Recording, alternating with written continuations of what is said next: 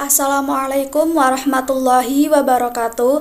Kepada yang terhormat Bapak Rosyada MM selaku dosen pembimbing mata kuliah pengantar manajemen dan bisnis Islam, tak lupa teman-teman kelas B ekonomi syariah yang kami hargai.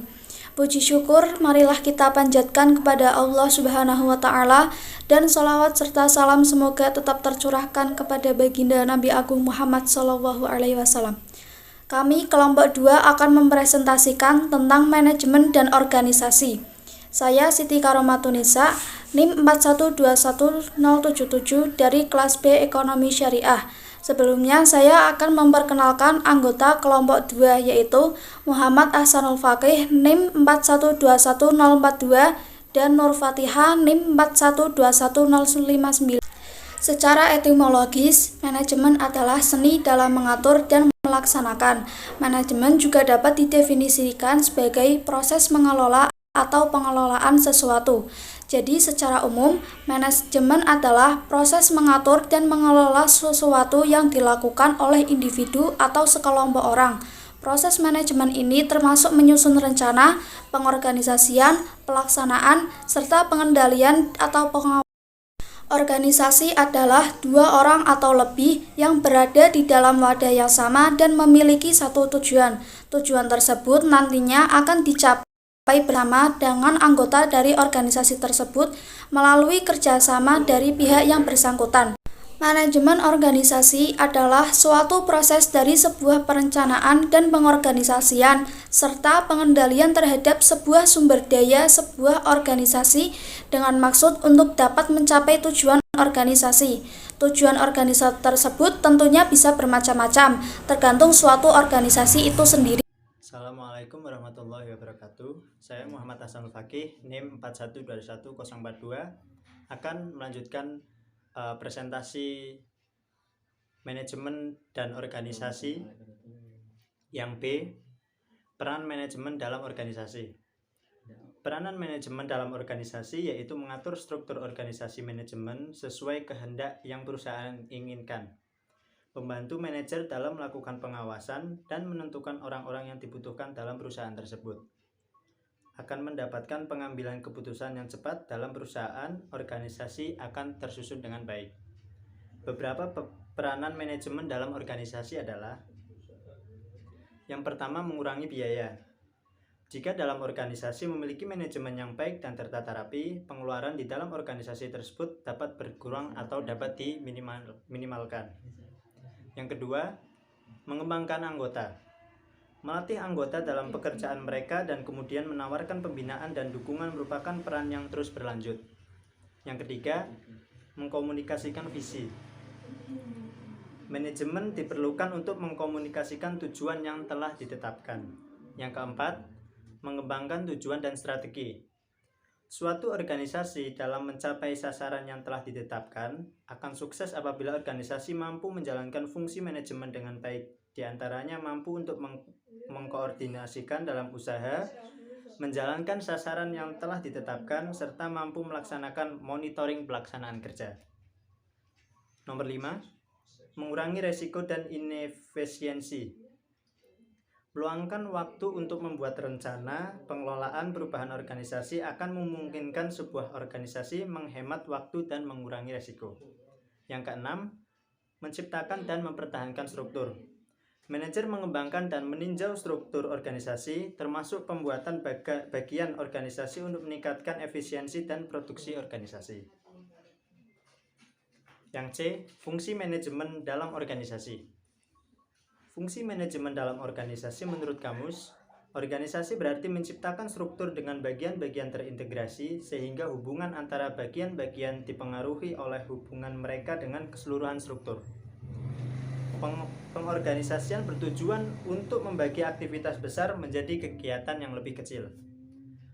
Pengorganisasian bertujuan untuk membagi suatu kegiatan besar menjadi kegiatan-kegiatan lebih kecil. Selain itu, mempermudah manajer dalam melakukan pengawasan dan menentukan orang yang dibutuhkan untuk melaksanakan tugas-tugas yang telah dibagi tersebut. Proses organisasi yang lazim ditempuh sebagai berikut. Yang pertama, membagi pekerjaan yang akan dilakukan, menetapkan tugas-tugas dan tanggung jawab. 2. membentuk susunan jabatan dan peranan dengan pemberian nama. Yang ketiga, membentuk sistem-sistem kekuasaan dan status formal.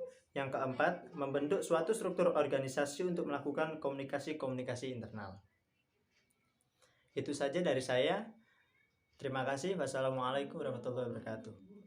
Perkenalkan, nama saya Nur Fatihah dengan NIM 4121059. Tujuan manajemen dalam organisasi. 1. Membentuk koordinasi yang baik. Tentu, untuk mencapai tujuan dengan efisien dan efektif, diperlukan koordinasi yang baik. Koordinasi yang baik dapat didapatkan dengan adanya manajemen dalam sebuah organisasi. Karena dengan adanya manajemen, maka semua pekerjaan akan lebih terarah dan terkoordinasi. Selain itu, dengan membentuk koordinasi yang baik antar individu maupun divisi, juga dapat melancarkan jalannya sebuah organisasi. Yang kedua, menetapkan kinerja efektif. Sama seperti tujuan dasarnya, yaitu mewujudkan tujuan organisasi dengan efektif. Untuk mewujudkan tujuan dengan efektif, maka juga diperlukan kinerja yang efektif pula. Dengan kinerja yang efektif dan terarah, maka tujuan organisasi juga akan lebih mudah tercapai. Yang ketiga, membuat lingkungan yang nyaman. Untuk membuat kinerja yang efektif, maka harus diciptakan lingkungan yang nyaman.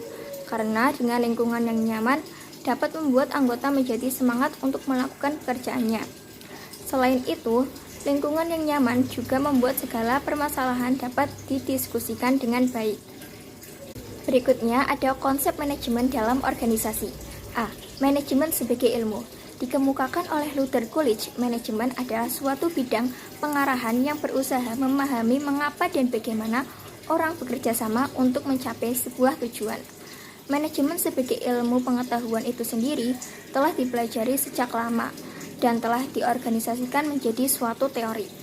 Hal ini dikarenakan di dalamnya menjelaskan tentang gejala-gejala manajemen. Gejala-gejala ini kemudian diteliti dengan menggunakan metode ilmiah yang dirumuskan dalam bentuk prinsip-prinsip yang diwujudkan dalam bentuk suatu teori. Fungsi manajemen sebagai ilmu pengetahuan untuk menerangkan fenomena-fenomena sehingga dapat memberikan arahan pada manajer atas apa yang harus dia kerjakan. Kemudian ada manajemen sebagai seni. Dikemukakan oleh Henry M. Bottinger, manajemen adalah seni dalam mengambil keputusan. Artinya, manajemen merupakan kemampuan atau keterampilan menerapkan prinsip-prinsip serta teknik-teknik dalam memanfaatkan sumber daya secara berdaya guna untuk merealisasi tujuan. Sedang manajemen sebagai suatu seni di sini memandang bahwa di dalam suatu tujuan diperlukan kerjasama dengan orang lain. Nah, bagaimana cara memerintahkan pada orang lain agar mau bekerja sama? Pada hakikatnya, kegiatan manusia umumnya adalah mengatur. Untuk mengatur di sini diperlukan suatu seni. Bagaimana orang lain memerlukan pekerjaan untuk mencapai tujuan bersama. Fungsi manajemen sebagai seni adalah untuk mencapai tujuan yang nyata, mendatangkan hasil atau manfaat. Kemudian ada manajemen sebagai suatu profesi. Manajemen diartikan sebagai profesi karena manajemen membutuhkan keahlian tertentu dalam mencapai tujuan. Di zaman modern ini, semua jenis kegiatan harus dimanajemeni dalam arti aturan yang jelas. Dan sekarang boleh dikata bahwa bidang manajemen sudah merupakan suatu profesi bagi ahlinya.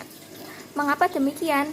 Karena dalam kegiatan apapun, pekerja harus dikerjakan secara efisien dan efektif, sehingga diperoleh masukan atau input yang besar.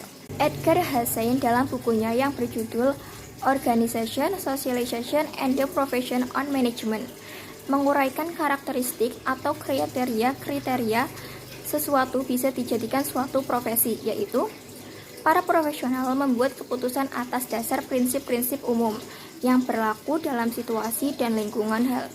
Hal ini banyak ditunjang dengan banyaknya pendidikan-pendidikan yang tujuannya mendidik siswanya menjadi seorang profesional. Misalnya Akademi Pendidikan Profesional Manajemen, kursus-kursus, dan program-program latihan, dan lain sebagainya.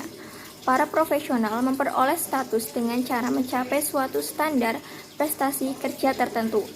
Ini tidak didasarkan pada keturunan favoritas suku bangsa, agama, dan kriteria-kriteria lainnya. Dari materi yang sudah dipresentasikan oleh kelompok 2 dapat disimpulkan bahwa manajemen dan organisasi sangat berhubungan karena keseluruhan organisasi memerlukan manajemen untuk mengatur sistem tata kerja.